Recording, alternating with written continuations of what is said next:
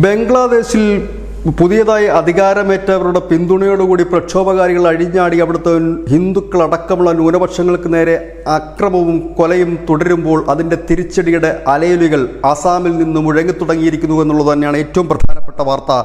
ആസാമിൽ കുടിയേറിയിരിക്കുന്ന എല്ലാ ബംഗ്ലാദേശികളോടും ഒരാഴ്ചയ്ക്കുള്ളിൽ ഈ സംസ്ഥാനം വിട്ടുപോകണമെന്ന് 27 സംഘടനകൾ മുന്നറിയിപ്പ് നൽകിയിരിക്കുന്നു. സംഘർഷാവസ്ഥയ്ക്ക് കാരണമായിട്ടുണ്ട്. ശിവസാഗറും നഗോണും അടക്കമുള്ള ജില്ലകളിൽ പോലീസ് ഫ്ലാഗ് മാർച്ച് നടത്തിക്കഴിഞ്ഞിരിക്കുന്നു. 27 സംഘടനകളാണ് ഇത്തരത്തിൽ മുന്നറിയിപ്പുമായി ബംഗ്ലാദേശികൾ താമസിക്കുന്ന വീടുകളിലെത്തി അവർക്ക് മുന്നറിയിപ്പ് നൽകിയിട്ടുണ്ട്. എന്തുകൊണ്ടാണ് ഇത്ര പെട്ടെന്ന് ഇത്തരത്തിലേക്ക് കാര്യങ്ങൾ തിരിഞ്ഞത് എന്ന് ചോദിച്ചാൽ, കുറച്ച് ദിവസങ്ങൾക്ക് മുമ്പ്, കൃത്യമായി പറഞ്ഞാൽ 7 ദിവസങ്ങൾക്ക് മുമ്പ് 14 വയസ്സുള്ള ഒരു പെൺകുട്ടിയെ ക്രൂരമായ ബലാത്സംഗത്തിന് ഇരയായി, ബലാത്സംഗത്തിന് ഇരയായി. അതിൽ പ്രതികളെല്ലാവരും തന്നെ 30ഓളം വരുന്ന പ്രതികളെല്ലാം തന്നെ ബംഗ്ലാദേശിൽ നിന്ന് കുടിയേറിയവരായിരുന്നു.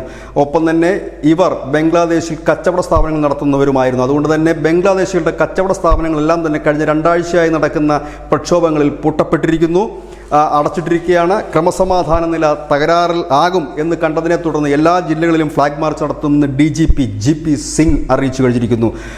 ഇവർക്കെതിരെ നടപടിയെടുക്കുമെന്ന് പറയുന്നു. ഒപ്പം തന്നെ ഓൾ തായ് ഹോം സ്റ്റുഡൻസ് യൂണിയനാണ് ഇതിൻ്റെ മുൻനിരയിൽ നിൽക്കുന്ന ഒരു സംഘടന, മറ്റൊന്ന് ബിർ ലജിത് സേന എന്ന് പറയുന്ന ഒരു സംഘടന. അങ്ങനെ വിവിധ സംഘടനകളാണ് ഇത്തരത്തിൽ.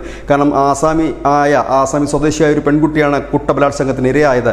അത് ഈ ആസാമിൽ കച്ചവടം നടത്തുന്ന വാണിജ്യ സ്ഥാപനങ്ങളുള്ള ബംഗ്ലാദേശികളായിരുന്നു, ആ സ്ഥാപനത്തിൻ്റെ ഉടമകളായിരുന്നു അതിന് പിന്നിലെന്നാണ് ഇപ്പോൾ പുറത്തു വരുന്ന വിവരം. ഏതായാലും ബംഗ്ലാദേശികൾക്കെതിരെ വലിയ പ്രതിഷേധം ആസാമിൽ ഉയരുന്നു.